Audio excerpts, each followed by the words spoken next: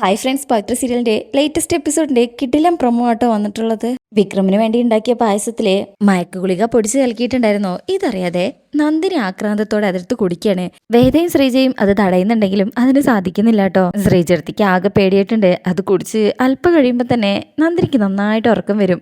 അങ്ങനെ നന്ദിനി അങ്ങോട്ട് പോയി കിടന്നുറങ്ങാണേ. ഈ സമയം ശ്രീജ ചോദിക്കും, എന്തെങ്കിലും കുഴപ്പമുണ്ടാവോ വേദേ? ഏയ് ഇല്ല ശ്രീജർത്തി, കുറച്ച് സമയം മിണ്ടാതെ എവിടെയെങ്കിലും കിടന്നോളും, അത്രയും സമാധാനമായല്ലോ എന്നുള്ള രീതിയിൽ അവർ സംസാരിക്കുന്നത്. ശേഷം ബാക്കിയുള്ള പായസം വിക്രമിന് കൊടുക്കാനായിട്ട് ശ്രീചേർത്തിയുടെ കയ്യിൽ കൊടുത്തുവിടാണ്.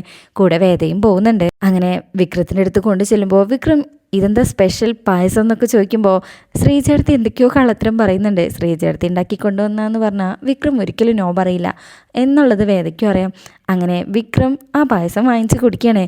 ഒറ്റ വലിക്കതെല്ലാം കുടിച്ചു കഴിയുമ്പോൾ ശ്രീചേർത്തിക്ക് ആകെ ഒരു ഭയം. വേദ ഇങ്ങനെ നോക്കുമ്പോൾ വേദ പറയും കുഴപ്പമില്ല എന്നിങ്ങനെ കണ്ണുകൊണ്ട് കാണിക്കുകയാണ്. അങ്ങനെ ഗ്ലാസ് പോയി വാങ്ങിച്ച് ശ്രീചേർത്തി അവിടെ പോവാ.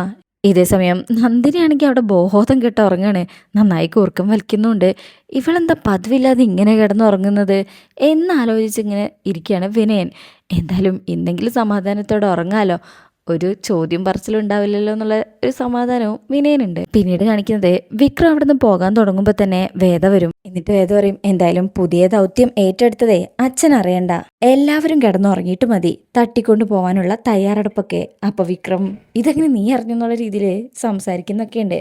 പിന്നീട് വിക്രം കട്ടിൽ കയറി ഇരിക്കുമ്പോൾ തന്നെ നന്നായിട്ട് ഉറക്കം വരുന്നുണ്ട്. ഈ സമയം ഫോൺ എടുക്കുന്നുണ്ട്. ആരോ വിളിക്കണേ. വീടിൻ്റെ അടുത്തേക്ക് വന്നിട്ട് തന്നെ വിളിച്ചാൽ മതി എന്ന് പറയണേ വിക്രം. അങ്ങനെ അത് സംസാരിച്ച് കഴിയുമ്പോൾ തന്നെ നല്ല ക്ഷീണവും ഉറക്കമൊക്കെ ഇങ്ങനെ കണ്ണൊക്കെ അടഞ്ഞു പോകുന്നത് കാരണം വിക്രം ഒന്ന് വെറുതെ കിടക്കുന്ന എന്നാൽ വിക്രം നന്നായിട്ട് ഉറങ്ങിപ്പോകും. ഇതേ സമയം ശ്രീചേർത്തി ചെന്നിട്ട് വിശ്വത്തിൻ്റെ അടുത്ത് എല്ലാ കഥകളും പറയണേ. ഇങ്ങനത്തെ ചില പദ്ധതികളൊക്കെ അവർ തയ്യാറാക്കിയതും ആ പായസം വിക്രമിനെ കൊണ്ട് കുടിപ്പിച്ചതെല്ലാം ഇത് കേൾക്കുന്ന വിശ്വം പറയും, അതെ, അവൻ സത്യം അറിഞ്ഞു കഴിഞ്ഞാൽ കൂടുതൽ വയലന്റ് ആവത്തേ ഉള്ളൂ. നീയും കൂടെ ചേർന്നിട്ടാണേ അത് ചെയ്തതെന്ന് പറഞ്ഞാൽ തീർന്നു. അപ്പോൾ ഇത് കേട്ട് വേദ വരികയാണേ. വേദ കാര്യങ്ങളൊക്കെ വിശദീകരിക്കും. ഇന്ന് വിക്രം ആ പണിക്ക് പോകണ്ടെന്നേ ഞാൻ തീരുമാനിച്ചുള്ളൂ, നാളത്തെ കാര്യം നാളെ നോക്കാം എന്നൊക്കെ ഇങ്ങനെ പറയുന്നുണ്ട് കേട്ടോ. ശേഷം പിന്നീട് കാണിക്കുന്നതാണ് വിക്രം നല്ല ഉറക്കത്തിലാണ്, കൂർക്കം വലിച്ചുറങ്ങാണ്. ആ ശബ്ദം കേട്ടിട്ട് വേദ തന്നെ ചെവി പൊത്തുന്നുണ്ട് കേട്ടോ. കുറച്ച് കഴിയുമ്പോൾ വിക്രമിൻ്റെ ഫോൺ ഇങ്ങനെ ബെല്ലടിക്കുകയാണ്. അപ്പോൾ വേദ ഇങ്ങനെ പതിയെ ജനവാതിലിൻ്റെ അടുത്തൂടെ പുറത്തേക്ക് നോക്കും.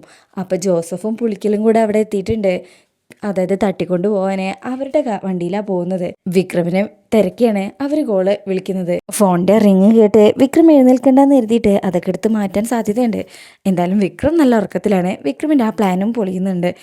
പൊളിയല്ല, വേദ പൊളിച്ചു കൊടുക്കുകയാണ്. അങ്ങനെ വിക്രം ഇപ്പോൾ വേദയുടെ ലോക്കിലായിരിക്കുക. എന്തായാലും ഇനി നമുക്ക് നാളത്തെ എപ്പിസോഡിൽ കാണാം. ഇന്നത്തെ റിവ്യൂ ഇഷ്ടമായിട്ടുണ്ടെങ്കിൽ ചാനൽ എല്ലാവരും ഒന്ന് ലൈക്ക് ചെയ്യുക, സബ്സ്ക്രൈബ് ചെയ്യുക, സപ്പോർട്ട് ചെയ്യുക. താങ്ക്